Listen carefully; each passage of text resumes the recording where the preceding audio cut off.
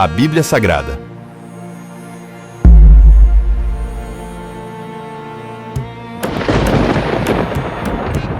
Gênesis.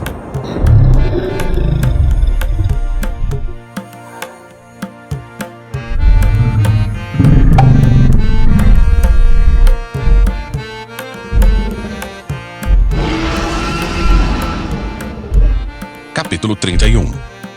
Logo, porém, Jacó percebeu que os filhos de Labão estavam reclamando dele. Jacó roubou tudo que era de nosso pai. À custa de nosso pai, adquiriu toda a sua riqueza. Jacó também começou a notar uma mudança na atitude de Labão para com ele. Então o Senhor disse a Jacó: volte para a terra de seu pai e de seu avô, a terra de seus parentes, e eu estarei com você. Jacó mandou chamar Raquel e Lia ao campo onde ele cuidava de seus rebanhos e disse a elas: notei que seu pai mudou de atitude em relação a mim. O Deus de meu pai, porém, tem estado comigo. Vocês sabem como tenho trabalhado arduamente a serviço de seu pai. Contudo, ele me enganou e mudou meu salário 10 vezes. Mas Deus não permitiu que ele me prejudicasse.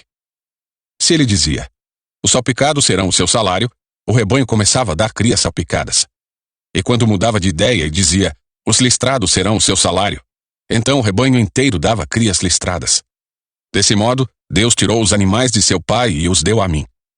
Certa vez, na época do acasalamento, tive um sonho e vi que os bodes que se acasalavam com as cabras eram listrados, salpicados e malhados. Então, em meu sonho, o anjo de Deus me disse: Jacó. E eu respondi: aqui estou. E o anjo disse: levante os olhos e você verá que apenas os machos listrados, salpicados e malhados estão se acasalando com as fêmeas de seu rebanho, pois vejo como Labão tem tratado você. Eu sou o Deus que lhe apareceu em Betel, o lugar onde você ungiu a coluna de pedra e fez seu voto a mim. Agora, apronte-se, saia desta terra e volte à sua terra natal. Raquel e Lia responderam: da nossa parte, tudo bem. Afinal, não herdaremos coisa alguma da riqueza de nosso pai. Ele reduziu nossos direitos aos mesmos que têm as mulheres estrangeiras. Depois que nos vendeu, desperdiçou todo o dinheiro que você pagou por nós. Toda a riqueza que Deus tirou de nosso pai e deu a você é, por direito, nossa e de nossos filhos. Por isso, faça o que Deus ordenou. Então Jacó montou suas mulheres e seus filhos em camelos e conduziu adiante todos os seus rebanhos. Juntou todos os bens que havia adquirido em Padã-Arã e partiu para a terra de Canaã, onde vivia Isaque, seu pai. Quando partiram, Labão estava num lugar afastado, tosqueando suas ovelhas. Raquel roubou os ídolos da casa que pertenciam a seu pai e os levou consigo. Assim, Jacó enganou Labão, o arameu, partindo sem avisá-lo de que iam embora. Jacó levou todos os seus bens e atravessou o rio Eufrates, rumo à região montanhosa de Gileade. 3 dias depois, Labão foi informado de que Jacó havia fugido. Reuniu um grupo de parentes e saiu em perseguição a Jacó. 7 dias depois o alcançou, na região montanhosa de Gileade. Na noite anterior, porém, Deus havia aparecido em sonho a Labão, o arameu, e dito a ele: estou avisando, deixe Jacó em paz. Labão o alcançou enquanto Jacó estava acampado na região montanhosa de Gileade e armou seu acampamento ali perto. O que você fez? Perguntou Labão. Como ousou me enganar e levar minhas filhas embora como se fossem prisioneiras de guerra? Por que fugiu em segredo? Por que me enganou? E por que não avisou que desejava partir? Eu lhe teria dado uma festa de despedida com canções e música, ao som de tamborins e harpas. Por que não me deixou beijar minhas filhas e meus netos e me despedir deles? Você agiu de forma extremamente tola. Eu poderia destruí-lo, mas o Deus de seu pai me apareceu ontem à noite e me advertiu: deixe Jacó em paz. Entendo sua vontade de partir e seu desejo de voltar à casa de seu pai, mas por que roubou meus deuses? Jacó respondeu: fugi porque tive medo. Pensei que o Senhor tiraria suas filhas de minha força. Quanto a seus deuses, veja se consegue encontrá-los, e quem os tiver roubado deve morrer. Se encontrar qualquer outra coisa que lhe pertença, identifique-a diante de todos estes nossos parentes, e eu a devolverei. Jacó, porém, não sabia que Raquel havia roubado os ídolos da casa. Labão foi procurar primeiro na tenda de Jacó e, depois, nas tendas de Lia e das 2 servas, mas nada encontrou. Por fim, entrou na tenda de Raquel. Acontece que Raquel havia pego os ídolos da casa e os escondido na sela de seu camelo, e estava sentada em cima deles. Quando Labão terminou de vasculhar toda a sua tenda sem encontrar os ídolos, Raquel disse ao pai: por favor, perdoe-me por não me levantar para o Senhor, mas estou em meu período menstrual. Labão continuou a busca, mas não encontrou os ídolos da casa. Jacó se enfureceu e discutiu com Labão. Qual foi o meu crime? Perguntou ele. O que fiz de errado para o Senhor me perseguir como se eu fosse um criminoso? O Senhor vasculhou todos os meus bens. Por acaso encontrou algum objeto que lhe pertença? Coloque-o aqui, diante de nossos parentes, para que todos vejam. Que eles julguem entre nós dois. Estive 20 anos com o Senhor cuidando de seus rebanhos. Ao longo de todo esse tempo, suas ovelhas e cabras nunca abortaram. Não me servi de um carneiro sequer de seu rebanho para alimento. Quando algum deles era despedaçado por um animal selvagem, eu nunca lhe mostrava a carcaça. Não, eu mesmo arcava com prejuízo. O Senhor me obrigava a pagar por todo animal roubado, quer à plena luz do dia, quer na escuridão da noite. Trabalhei para o Senhor em dias de calor escaldante e também em noites frias e insones. Sim, por 20 anos trabalhei feito um escravo em sua casa. Trabalhei 14 anos por suas 2 filhas e, depois, mais 6 anos para formar meu rebanho. E 10 vezes o Senhor mudou meu salário.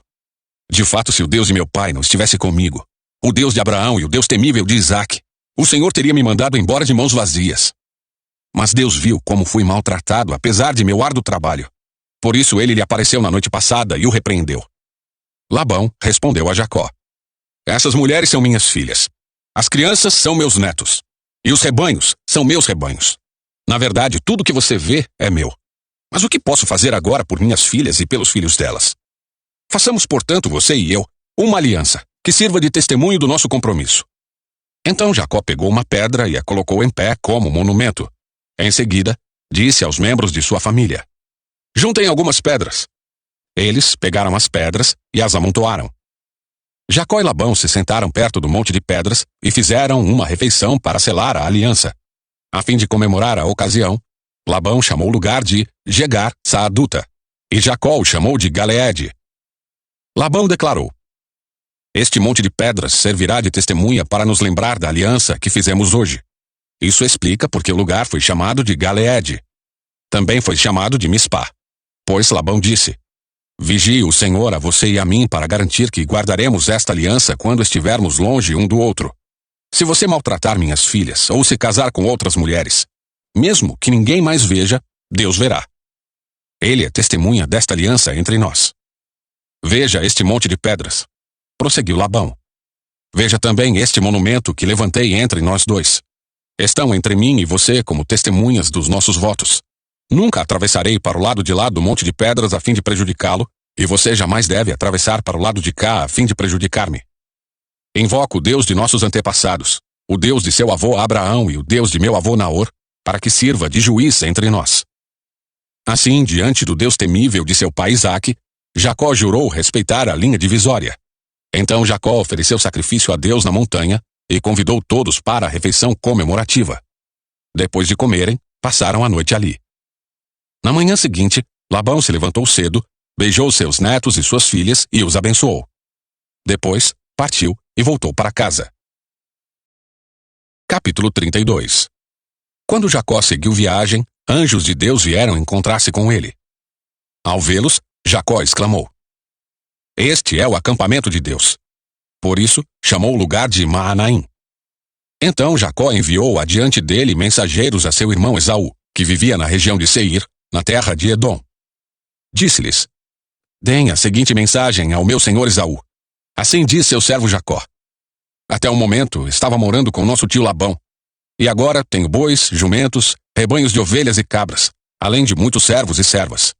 Enviei estes mensageiros para informar meu senhor da minha chegada, na esperança de que me receba amistosamente.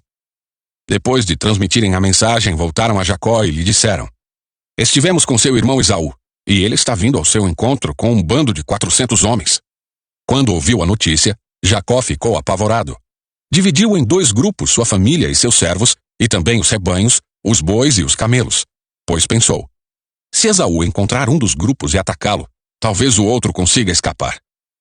Então Jacó orou: Ó Deus de meu avô Abraão e Deus de meu pai Isaque, ó Senhor, tu me disseste: volte para sua terra natal, para seus parentes, e prometeste: tratarei bem de você. Não sou digno de toda a bondade e fidelidade que tens mostrado a mim, teu servo. Quando saí de casa e atravessei o rio Jordão, não possuía nada além de um cajado. Agora, minha família e meus servos formam 2 caravanas. Por favor, salva-me de meu irmão Esaú, Estou com medo de que ele venha atacar tanto a mim quanto a minhas mulheres e meus filhos. Mas tu prometeste. Certamente tratarei bem de você e multiplicarei seus descendentes, até que se tornem tão numerosos quanto a areia à beira do mar, que não se pode contar. Jacó passou a noite ali. Depois, escolheu entre seus bens os seguintes presentes para seu irmão Esaú: 200 cabras, 20 bodes, 200 ovelhas, 20 carneiros, 30 fêmeas de camelo com seus filhotes, 40 vacas, 10 touros, 20 jumentas e 10 jumentos. Dividiu esses animais em rebanhos.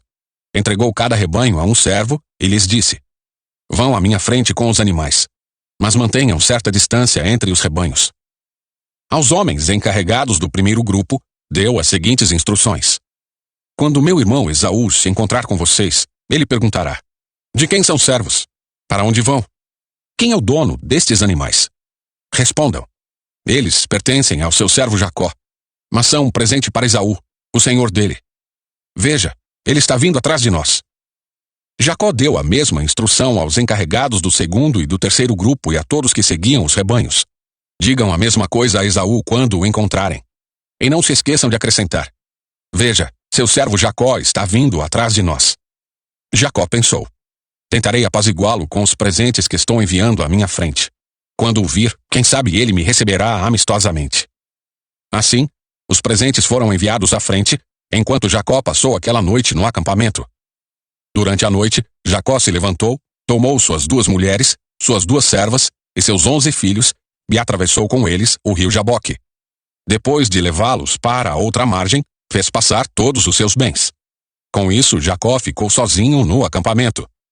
Veio então um homem, que lutou com ele até o amanhecer. Quando o homem viu que não poderia vencer, tocou a articulação do quadril de Jacó e a deslocou. O homem disse: Deixe-me ir, pois está amanhecendo. Jacó, porém, respondeu: Não o deixarei ir enquanto não me abençoar. Qual é seu nome? Perguntou o homem. Jacó, respondeu ele. O homem disse: Seu nome não será mais Jacó. De agora em diante, você se chamará Israel, pois lutou com Deus e com os homens e venceu. Por favor, diga-me qual é seu nome, disse Jacó. Por que quer saber meu nome? Replicou o homem, e abençoou Jacó ali. Jacó chamou aquele lugar de Peniel, pois disse: Vi Deus face a face e, no entanto, minha vida foi poupada. O sol estava nascendo quando Jacó partiu de Peniel, mancando por causa do quadril deslocado. Até hoje o povo de Israel não come o tendão perto da articulação do quadril, por causa do que aconteceu naquela noite em que o homem feriu o tendão do quadril de Jacó. Chegamos ao final dessa leitura. Deixe seu like, se inscreva no canal e compartilhe as escrituras através desse vídeo. Te vejo na próxima leitura.